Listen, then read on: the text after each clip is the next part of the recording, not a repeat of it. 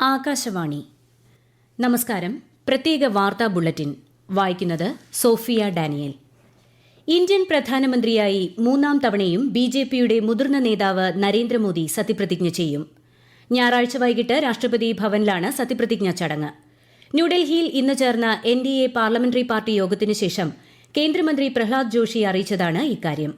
രാഷ്ട്രപതി ദ്രൌപദി മുർമു ശ്രീ നരേന്ദ്രമോദിക്കും പുതിയ മന്ത്രിസഭാംഗങ്ങൾക്കും സത്യവാചകം ചൊല്ലിക്കൊടുക്കും.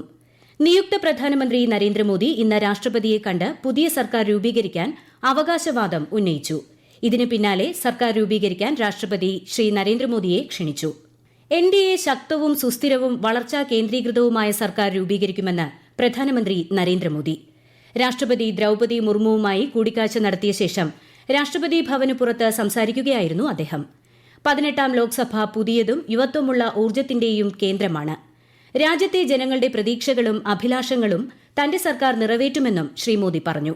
സുസ്ഥിരമായ സർക്കാർ ഇന്ത്യയ്ക്കും അതിന്റെ സമ്പദ്വ്യവസ്ഥയ്ക്കും യുവാക്കൾക്കും പ്രയോജനകരമാകുമെന്നും അദ്ദേഹം അഭിപ്രായപ്പെട്ടു. ഭരണരംഗം ജനങ്ങൾ ആഗ്രഹിക്കും വിധത്തിൽ ഉയർത്തിക്കൊണ്ടുവരാൻ സർക്കാരിന് കഴിഞ്ഞതുകൊണ്ടാണ് തുടർഭരണം ലഭിച്ചതെന്ന് മുഖ്യമന്ത്രി പിണറായി വിജയൻ. സംസ്ഥാന സർക്കാരിന്റെ 3 വർഷത്തെ പ്രോഗ്രസ് റിപ്പോർട്ട് തിരുവനന്തപുരത്ത് പ്രകാശനം ചെയ്യുകയായിരുന്നു മുഖ്യമന്ത്രി. നാടിനെ ശരിയായ രീതിയിൽ മുന്നോട്ട് നയിക്കാനാണ് സർക്കാർ ശ്രമിക്കുന്നതെന്നും അദ്ദേഹം ചടങ്ങിൽ പറഞ്ഞു. LDF പ്രകടന പത്രികയിലെ 900 വാഗ്ദാനങ്ങളുടെ നിർവഹണ പുരോഗതിയാണ് പ്രോഗ്രസ് റിപ്പോർട്ടിലൂടെ വിലയിരുത്തിയത്. വിവിധ മേഖലകളിലെ പുരോഗതി റിപ്പോർട്ടിൽ വിശദമായി പരാമർശിക്കുന്നുണ്ട്. സാമൂഹ്യക്ഷേമ പെൻഷൻ കുടിശ്ശിക അതിവേഗം കൊടുത്തു തീർക്കുമെന്ന് മുഖ്യമന്ത്രി പിണറായി വിജയൻ. സർക്കാർ ജീവനക്കാരുടെ DAയും പെൻഷൻകാരുടെ കുടിശ്ശികകളും വേഗത്തിൽ കൊടുത്തു തീർക്കാൻ കഴിയുമെന്നാണ് പ്രതീക്ഷയെന്നും അദ്ദേഹം പറഞ്ഞു. ഇപ്പോൾ ഓരോ മാസവും ക്ഷേമ പെൻഷൻ കൃത്യമായി നൽകുന്നുണ്ട്. കുടിശ്ശിക തുക ഒന്നിച്ചു കൊടുത്തു തീർക്കാൻ ഇപ്പോഴത്തെ സാമ്പത്തിക പ്രയാസം കൊണ്ട് കഴിയില്ല. എന്നാൽ കുടിശ്ശിക അതിവേഗം കൊടുത്തു തീർക്കുമെന്ന് മുഖ്യമന്ത്രി വ്യക്തമാക്കി. രോഗികളോട് ആർദ്രതയോടെയുള്ള പെരുമാറ്റം ചികിത്സയിൽ പ്രധാനമാണെന്ന് ആരോഗ്യമന്ത്രി വീണ ജോർജ്.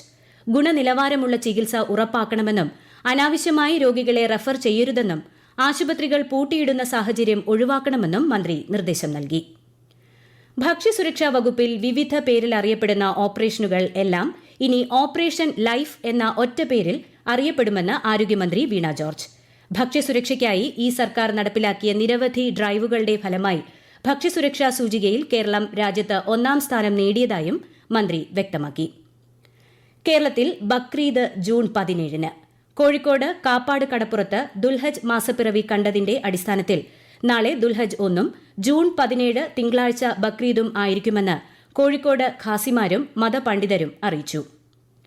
നീറ്റ് പരീക്ഷയിൽ ആരോപിക്കപ്പെടുന്ന ക്രമക്കേടുകൾ അന്വേഷിക്കാൻ സുപ്രീം കോടതിയുടെ മേൽനോട്ടത്തിലുള്ള ഉന്നതതല അന്വേഷണം വേണമെന്ന് കോൺഗ്രസ് അധ്യക്ഷൻ മല്ലികാർജ്ജുൻ ഖർഗെ. സാമൂഹ്യ മാധ്യമത്തിലൂടെയാണ് അദ്ദേഹം ഇക്കാര്യം ആവശ്യപ്പെട്ടത്. നീറ്റ് ഉൾപ്പെടെയുള്ള പല പരീക്ഷകളിലും ചോദ്യപേപ്പർ ചോർച്ചയും അഴിമതിയും നിറഞ്ഞതായി അദ്ദേഹം ആരോപിച്ചു. അടിസ്ഥാന ബാങ്കിംഗ് നിരക്കുകളിൽ തുടർച്ചയായി 8ാം തവണയും മാറ്റം വരുത്താതെ reserve bank of India. Repo നിരക്ക് 6.5% നിലനിർത്താൻ RBIയുടെ ധനനയ അവലോകന സമിതി യോഗം തീരുമാനിച്ചു. SDF നിരക്ക് 6.25% തുടരും. രാജ്യത്തെ പണപ്പെരുപ്പ നിരക്കും വളർച്ചാ നിരക്കും തമ്മിലുള്ള അനുപാതം അനുകൂലമായ രീതിയിലേക്ക് മാറിയതായും യോഗ തീരുമാനങ്ങൾ വ്യക്തമാക്കിക്കൊണ്ട് RBI ഗവർണർ ശക്തികാന്ത ദാസ് പറഞ്ഞു. പണപ്പെരുപ്പ നിരക്ക് 4% ചുരുക്കി നിർത്തുന്നതിനുള്ള നടപടികളുമായി മുന്നോട്ടു പോകുമെന്നും അദ്ദേഹം വ്യക്തമാക്കി. രാജ്യത്തെ സാമ്പത്തിക വളർച്ചാ നിരക്ക് ഈ സാമ്പത്തിക വർഷത്തിൽ 7-ൽ നിന്ന് 7.2% ഉയരുമെന്നാണ് RBI പ്രതീക്ഷിക്കുന്നത്.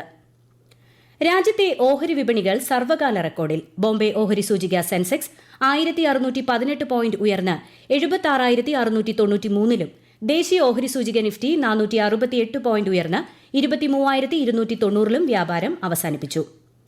കേരളത്തിൽ അടുത്ത 5 ദിവസം ശക്തമായ മഴയ്ക്ക് സാധ്യതയെന്ന് കേന്ദ്ര കാലാവസ്ഥാ വകുപ്പ്. മലപ്പുറം, കോഴിക്കോട്, വയനാട് ജില്ലകളിൽ ഇന്ന് ഓറഞ്ച് ജാഗ്രത. 9 ജില്ലകളിൽ മഞ്ഞ ജാഗ്രതയും പ്രഖ്യാപിച്ചു. പത്തനംതിട്ട, ആലപ്പുഴ, കോട്ടയം, ഇടുക്കി, എറണാകുളം, തൃശൂർ, പാലക്കാട്, കണ്ണൂർ, കാസർഗോഡ് ജില്ലകളിലാണ് മഞ്ഞ ജാഗ്രത പ്രഖ്യാപിച്ചത്. നാളെ കോഴിക്കോട്, വയനാട്, കണ്ണൂർ, കാസർഗോഡ് ജില്ലകളിൽ ഓറഞ്ച് ജാഗ്രതയും ആലപ്പുഴ, ഇടുക്കി, എറണാകുളം, തൃശൂർ, പാലക്കാട്, മലപ്പുറം ജില്ലകളിൽ മഞ്ഞ ജാഗ്രതയുമാണ്. കേരള തീരത്തും തെക്കൻ തമിഴ്നാട് തീരത്തും നാളെ രാത്രി വരെ കള്ളക്കടൽ പ്രതിഭാസത്തിനും ഉയർന്ന തിരമാലയ്ക്കും സാധ്യതയുണ്ട്.